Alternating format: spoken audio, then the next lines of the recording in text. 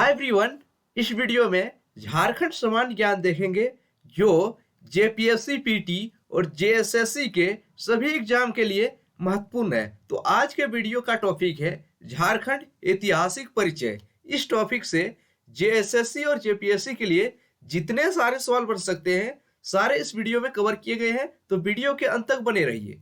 तो देखते हैं पहला सवाल है झारखंड प्रदेश का सर्वप्रथम उल्लेख मिलता है। तो झारखंड, यहाँ सवाल पे देखिएगा झारखंड प्रदेश पूछा गया है, तो झारखंड प्रदेश का सर्वप्रथम उल्लेख कहाँ मिलता है? यह उल्लेख जो है ऐत्रेय ब्राह्मण में मिलता है। तो झारखंड प्रदेश का सर्वप्रथम साहित्यिक उल्लेख कहाँ मिलता है? ऐत्रेय ब्राह्मण। और विष्णु पुराण में झारखंड के लिए किस चीज का प्रयोग किया गया है, किस नाम का?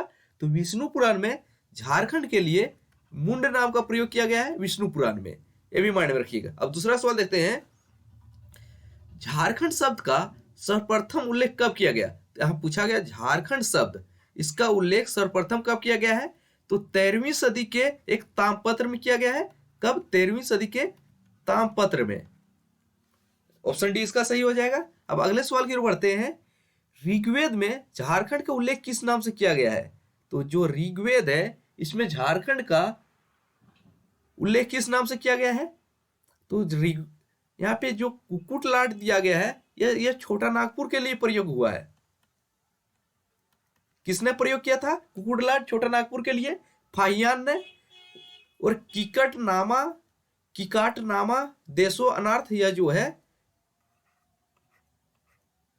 ऋग्वेद में झारखंड के लिए प्रयोग हुआ है। तीसरा इसका ऑप्शन सी सही है। अब अगला सवाल देखते हैं, निम्न में से किस वेद में असुरों को लिंग पूजक या शिष्णो देव का देव कहा गया है? तो लिंग पूजक या शिष्णो देव असुरों को किस वेद में कहा गया है? यह वेद कौन सा है? तो चौथा का आपका सही आंसर हो जाएगा, यह वेद जो है ऋग्वेद है। ऑप्शन ए इसका सही हो जाएगा।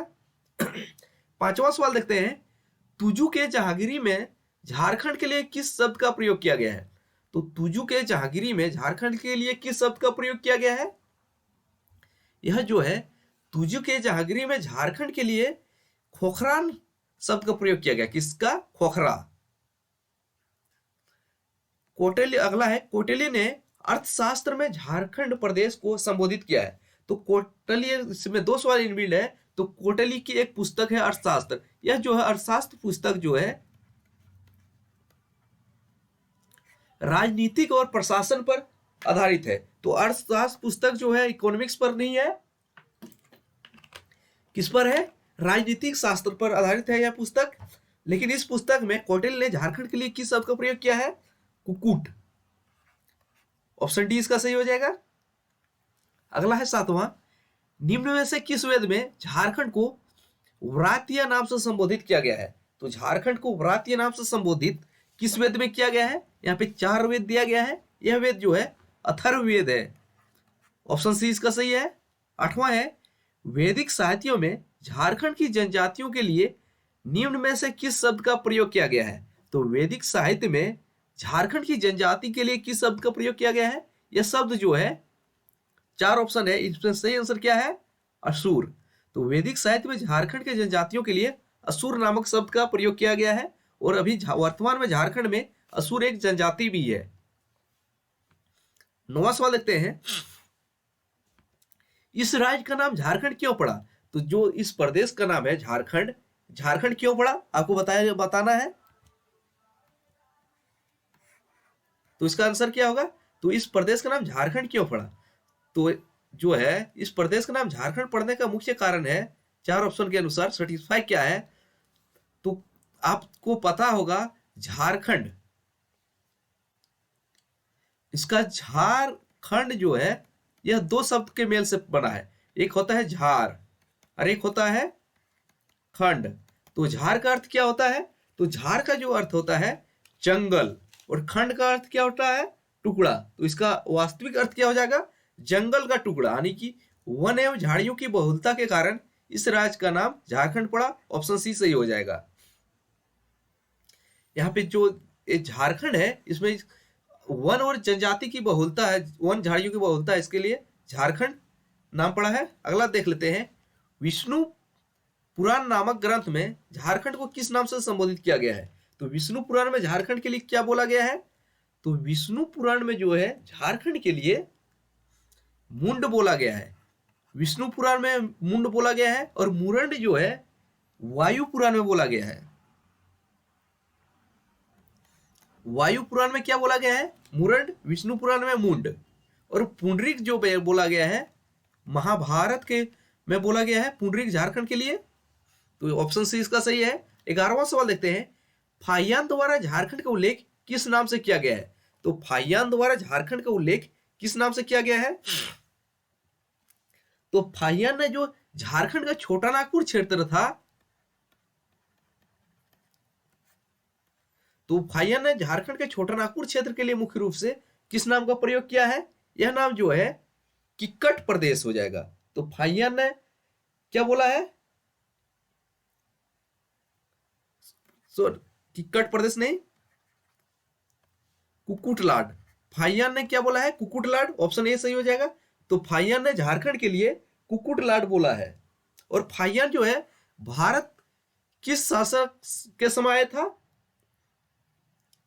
आपको कमेंट करके बताना है। तो फाहियान जो है भारत किसके शासन काल में भारत आया था? इसको आंसर कमेंट करके देना है। 12वां सवाल देखते हैं, भागवत पुराण में झारखंड को किस नाम से संबोधित किया गया है?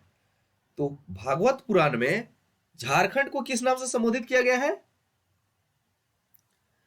तो भागवत पुराण में झारखंड को किक्कट प्रदेश बोला गया है। तो किक्कट प्रदेश जो है भागवत पुराण में बोला गया है और कुकुटलाड फाहियान ने झारखंड के लिए यूज किया है। और वायु पुराण में मुरंड, विष्णु पुराण में मुंड, और प्राचीन संस्कृत साहित्य में कलिंद देश बोला गया है। अगला है, झारखंड शब्द का प्रथम पुरातात्विक प्रमाण कहां से प्राप्त हुआ है? तो प्रथम पुरातात्विक प्रमाण जो है देख चुके हैं इससे रिलेटेड 13वीं सदी के ताम्रपत्र से। ऑप्शन बी सही है। तो झारखंड शब्द का प्रथम पुरातात्विक प्रमाण जो है 13वीं सदी के ताम्रपत्र से मिला है। ऑप्शन बी इसका सही है। अगला सवाल देखते हैं, महाभारत काल में झारखंड निम्न में से किस बृहदर वंशी सम्राट के अधिकार क्षेत्र में था? जिस समय महाभारत का काल था उस समय जो झारखंड का क्षेत्र था, इस समय कौन से बृहदर वंशी सम्राट के अधिकार क्षेत्र में आता था? तो वह बृहदर वंशी सम्राट था जरासंध। और जरासंध का वध जो है महाभारत के युद्ध में आप देखे होंगे, महाभारत के युद्ध से कुछ प्रारंभ से पहले भीम द्वारा इसका वध किया गया था। तो वही जरासंध है। ऑप्शन डी इसका सही है। 15वां है, महाभारत के दिग्विजय पर्व में झारखंड की चर्चा किस नाम से की गई है? और यह सवाल जेएसएससी और जेपीएससी में पूछा जा चुका है। तो महाभारत के दिग्विजय पर्व में झारखंड की चर्चा जो है पुंडरीक देश के नाम से किया गया है। पुंडरीक, इसके लिए अन्य नाम प्रयोग हुआ है। महाभारत में झारखंड के लिए एक अन्य नाम का प्रयोग किया गया है, पशुभूमि। तो महाभारत के दिग्विजय पर्व में पुंडरीक देश और महाभारत में पशुभूमि, तो दो नाम का प्रयोग महाभारत में झारखंड के लिए मिलता है। दोनों काफी महत्वपूर्ण है और जेएसएससी और जेपीएससी में पूछा जा चुका है। अगला सवाल देखते हैं, झारखंड को कर्क खंड के नाम से क्यों जाना जाता है? तो झारखंड को कर्क खंड के नाम से क्यों जाना जाता है? तो ये झारखंड है, प्रदेश आपका है, इसको कर्क खंड के नाम से क्यों जाना जाता है? तो इसको कर्क खंड के जैसे कि आपको पता होगा, झारखंड को कर्क खंड के नाम से जानने का मुख्य रीजन है जनजातियों की अधिकता के कारण। झारखंड जो है जंगल झाड़ों का प्रदेश है, यहाँ पर मुख्य रूप से जनजाति निवास करते हैं, इसलिए इसे कर्क खंड के नाम से भी जाना जाता है। लेकिन अगर आप बात करेंगे, अगर भूगोल की दृष्टि से बात करेंगे तो आपको पता होगा झारखंड से गुजरने वाली एक रेखा है जिसका नाम है कर्क रेखा, लेकिन इसका आंसर ये नहीं है। कर्क रेखा के कारण झारखंड को कर्क खंड नहीं जाना जाता है, लेकिन यह माइंड में रखिए। तो झारखंड से होकर कर्क रेखा गुजरती है जो झारखंड को लगभग बीचों बीच बांट देती है, लगभग 2 बराबर भागों में, ये भी जानिएगा। 17वां है, कर्ण सुवर्ण नाम से झारखंड के किस क्षेत्र को संबोधित किया गया है? तो कर्ण सुवर्ण या तो कर्क सुवर्ण, यह झारखंड के किस क्षेत्र के लिए संबोधित किया गया है? यह झारखंड के छोटा नागपुर क्षेत्र के लिए संबोधित किया गया है। और किसके द्वारा बोला गया था? कर्ण सुवर्ण। तो कर्ण सुवर्ण जो है झारखंड के छोटा नागपुर क्षेत्र के लिए हवेनसांग के द्वारा बोला गया है। और हवेनसांग भारत में हर्षवर्धन के शासनकाल में भारत आया था? पहला ऑप्शन इसका सही है। 18वां सवाल आप देखते हैं, छोटा नागपुर नाम से झारखंड को निम्न में से किसके द्वारा संबोधित किया गया है? तो छोटा नागपुर नाम से झारखंड को किसके द्वारा संबोधित किया गया है? तो इसका सही आंसर क्या हो जाएगा? या चार ऑप्शन दिया गया है, तो इसका सही आंसर है option A, east India company के द्वारा झारखंड क्षेत्र को मुख्य रूप से छोटा नागपुर के नाम से संबोधित किया जाता है। तो पहला ऑप्शन इसका सही हो जाएगा।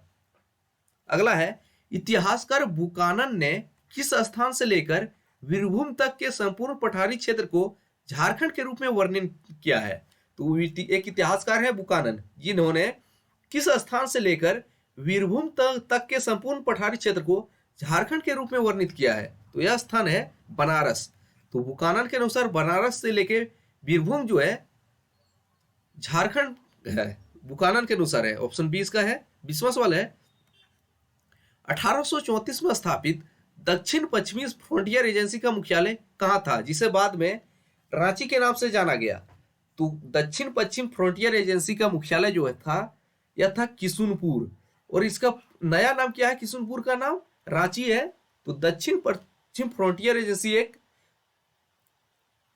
प्रशासनिक इकाई था और इसका मुख्यालय जो है किशुनपुर में स्थापित किया गया था, और इसका एक अन्य नाम रखा गया था विल्किंसनगंज। तो किशुनपुर या विल्किंसनगंज जो रांची अभी वर्तमान में जाना जाता है रांची के नाम से, वहीं पे दक्षिण पश्चिम सीमांत एजेंसी का मुख्यालय था। अगला है, किस ग्रंथ में झारखंड का उल्लेख पुंड्र नाम से मिलता है? तो झारखंड का उल्लेख पुंड्र नाम से किस ग्रंथ में मिलता है? तो इसका सही आंसर क्या हो जाएगा?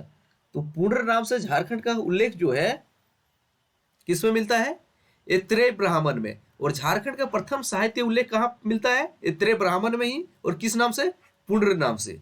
22वां सवाल देखते हैं, निम्न में से किस ग्रंथ में झारखंड को किसी दूसरे नाम से संबोधित किया गया है? यहाँ पे 4 ग्रंथ दिया गया है, इसमें बताना है झारखंड को किसी दूसरे नाम से संबोधित किया गया है। तो इसका आंसर क्या हो जाएगा? जैसे तारीख फिरोजशाही में झारखंड के लिए झारखंड बोला गया है, तारीख बांग्ला में भी झारखंड के लिए झारखंड बोला गया है, अकबरनामा में भी झारखंड के लिए झारखंड बोला गया है। तीनों में झारखंड के लिए झारखंड टर्म का यूज किया गया है, लेकिन कौटिल्य के अर्थशास्त्र में झारखंड के लिए झारखंड नाम का प्रयोग नहीं किया गया है। ऑप्शन ए इसका सही है।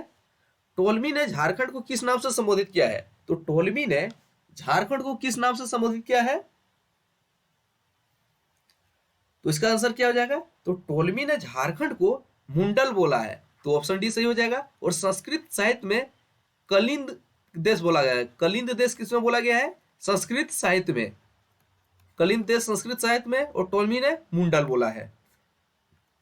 24वां सवाल की ओर बढ़ते हैं, अशोक के 13वें शिलालेख में झारखंड को किस नाम से संबोधित किया गया है? अशोक के 13वें शिलालेख में झारखंड के लिए किस नाम का प्रयोग किया गया है? तो यह नाम जो है अटावी है। ऑप्शन बी सही हो जाएगा। तो 13वें शिलालेख में झारखंड के लिए अटावी नाम का प्रयोग किया गया है अशोक द्वारा। अगला है, समुद्रगुप्त के प्रयाग प्रस्तुति में झारखंड को किस नाम से संबोधित किया गया है? तो समुद्रगुप्त के प्रयाग प्रस्तुति में झारखंड के लिए मुरुंड बोला गया है। ऑप्शन सी इसका सही है। और नरीखंड जो है संथाल परगना का प्राचीन नाम है नरीखंड। अगला सवाल देखते हैं, तारीख फिरोजशाही में झारखंड को किस नाम से संबोधित किया गया है? तो तारीख फिरोजशाही में झारखंड के लिए झारखंड बोला गया है। इससे पहले देख चुके हैं, झारखंड बोला गया है। अगला सवाल देखते हैं, तारीख बांग्ला में झारखंड को किस नाम से संबोधित किया गया है? तो तारीख बांग्ला में झारखंड के लिए झारखंड बोला गया है। तो अधिकतर मुस्लिम इतिहासकारों ने झारखंड के लिए झारखंड ही का नाम प्रयोग किया है। ये भी सियार उल मुतखरी ने झारखंड को किस नाम से संबोधित किया है? इसने भी झारखंड के लिए झारखंड ही बोला है। अगला 29वां है, निम्न में से किस भक्ति काल के किस कवि ने अपने दोहे में झारखंड का उल्लेख किया है? अगर आपको ऑप्शन से नहीं पता है तो आपको यह पता आना माइंड में आना चाहिए, दोहे किसकी रचना है? कबीरदास। तो इसका सही आंसर है, कबीरदास ने अपने दोहे में झारखंड का उल्लेख किया है। ऑप्शन ए इसका सही हो जाएगा। अगला है, मुगल काल के दौरान झारखंड को किस नाम से जाना जाता था? तो मुगल काल के दौरान झारखंड को किस नाम से प्रयोग जाना जाता था? यह जो है एक है कुकरा या तो खुखरा। तो मुगल काल में झारखंड को कुकरा और खुखरा नाम से जाना जाता था, यानी कि उपरोक्त दोनों ऑप्शन सी सही है। 31वां है आईने अकबरी में झारखंड के लिए कौन सा नाम प्रयोग किया गया है। तो आईने अकबरी में झारखंड के लिए एक है खंकरा कोकरा नाम, दो नाम का प्रयोग किया गया आईने अकबरी में। ऑप्शन सी इसका सही है। और कहीं कहीं आपको आईने अकबरी के अनुसार ही झारखंड का नाम झारखंड मिलता है, बहुत से बुक में आपको दिया मिलेगा। अगला है पूर्व मध्यकालीन संस्कृत साहित्य में झारखंड को किस नाम से संबोधित किया गया है। तो पूर्व मध्यकालीन संस्कृत साहित्य में झारखंड को क्या बोला गया है, कलिंद देश, पहले बता चुके हैं कलिंद देश पूर्व मध्यकालीन संस्कृत साहित्य में। अगला है ईस्ट इंडिया कंपनी के शासनकाल में झारखंड को किस नाम से संबोधित किया जाता था। तो ईस्ट इंडिया कंपनी के शासनकाल के दौरान झारखंड को छोटा नागपुर के नाम से संबोधित किया जाता था, झारखंड के नाम से संबोधित नहीं किया जाता था। अगला है सॉरी ह्वेनसांग ने झारखंड के लिए निम्न में से किस नाम का प्रयोग किया है। तो ह्वेनसांग जो है भारत में किस हर्षवर्धन के शासनकाल में भारत आया था, लेकिन उन्होंने झारखंड के लिए किस नाम का प्रयोग किया है। तो यहाँ पे 4 ऑप्शन दिया गया है। तो ह्वेनसांग ने झारखंड के लिए, इनकी एक ग्रंथ है CU की, इसी में इसका प्रयोग किया गया है किलो ना सु का लाना। तो ऑप्शन सी सही है। तो ह्वेनसांग ने झारखंड के लिए किलो ना सु का लाना इसका प्रयोग किया गया है। अर्थात इसका अर्थ होता है, अर्थ इसका क्या हो जाएगा,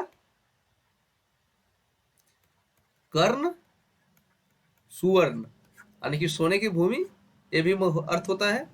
अगला है मलिक मोहम्मद जायसी ने किस ग्रंथ में झारखंड शब्द का उल्लेख किया है। तो मलिक मोहम्मद जायसी का ग्रंथ कौन है, पद्मावत। तो मलिक मोहम्मद जायसी ने पद्मावत नामक ग्रंथ में झारखंड का शब्द का उल्लेख किया है। ऑप्शन ए इसका सही है। अगले सवाल की बढ़ते हैं। निम्न में से कौन सा क्षेत्र प्राचीन काल में नरीखंड तथा बाद में कंकजोल के नाम से जाना जाता है। तो नरीखंड पहले, इसके बाद में कांकजोल के नाम से किसे जाना जाता है। यह जो है संथाल परगना को पहले नरीखंड बाद में कांकजोल के नाम से जाना जाता है। और कांकजोल जो है एक फेमस जगह है, यहाँ पे इसके लिए यह जो है राजमहल क्षेत्र में है। और इसके लिए ह्वेनसांग ने क्या प्रयोग किया है, कीचिंग कोयला कांकजोल के लिए हर्षवर्धन ने ह्वेनसांग ने प्रयोग किया है। अगला है निम्न में से किस राजा के ताम्रपत्र में पहली बार झारखंड का उल्लेख किया गया है। तो झारखंड का पहली बार उल्लेख क्या मिलता है, 13वीं सदी के एक ताम्रपत्र में। यह ताम्रपत्र जो है नरसिंह देव द्वितीय का है। ऑप्शन सी इसका सही है। तो ये थे झारखंड के ऐतिहासिक परिचय, इससे बनने वाले कुछ बेहतरीन सवाल जो आपके एग्जाम में कुछ पूछे गए हैं और भविष्य के एग्जाम में पूछे जा सकते हैं। अब अगले वीडियो में अगले टॉपिक के साथ मिलेंगे, तब तक पुराने वीडियो